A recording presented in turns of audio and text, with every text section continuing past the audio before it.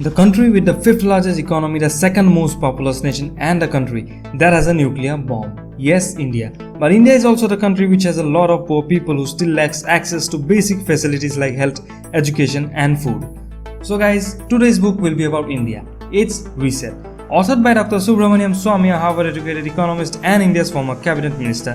This man also happens to be a member of parliament from BJP, the party which holds maximum majority in the Indian parliament. First of all, let's talk a bit about India's economic history. During the 1700s, India was one of the richest countries in the world with an almost 25% share in world GDP. But by the 1950s, it dropped to less than 4%. You know why? The Britishers. Yes, the English ruled over this country for over 2 centuries and drained nearly $71 trillion of India's wealth in today's term. In this book, the author discusses about British rule over India, India's post-independence economic planning, and what it needs to do in order to regain its past glory and a lot more. So guys, let's see what this book has in store for us.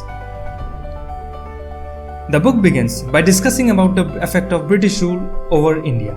As you can see in the graph, the GDP per capita remained almost stagnant for over 100 years, the period during which the British ruled over us. This can be blamed to the zamindari system introduced by the Britishers, which led to heavy taxation of the peasants by the zamindars that not only kept them poor, but also led to low productivity for a very long time. The destruction of the indigenous cottage industry and British funding of World War I and II from India's coffers are few of the many factors which led to the decline of the Indian economy back then. The author draws quite a lot of comparison between imperialist rule India and its feudal oligarchy ruled neighbor China as well, like the more accommodating nature of the native Chinese government towards the peasants as compared to the imperialist English government, which led to growth in China's relative output much higher with respect to India, as can be seen in the graph.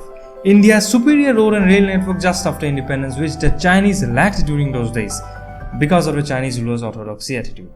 Then, he discusses about the Soviet influence model of centralized economic planning which was adopted right after India's independence. According to the author, this model was one of the major reasons which created inefficient industries, skewed wealth distribution due to quotas, licensing, and subsidies that in turn led to low growth in India as compared to the four roaring Asian tigers which are South Korea, Japan, Taiwan, and Hong Kong. The year was 1991 when India was grappling with foreign debt crisis. Dr. Swamy, who was a cabinet minister in the government, suggested a series of reforms which ultimately succeeded in restoring international confidence and improved the foreign exchange situation in the country, which took India towards a new path of much faster growth from that point of time. Then, talking about Modi's regime from 2014, Mr. Swamy highlights the failing economic performance where the GDP growth rate has declined from 8.2% in 2014 to 5% during 2019, and also the blunders committed by Mr. Modi, like the Operation Black Money Mismanagement called demonetization, which was launched against black money holders, was a total failure, as Indians managed to return 99.3% of circulated rupees in just a period of 60 days. It became clear that Indians never hoarded money in paper notes. Instead, much of the cash was laundered to gold, temple trust, government, and political parties. And not to forget the failure of the much hyped GST, that is goods and services tax.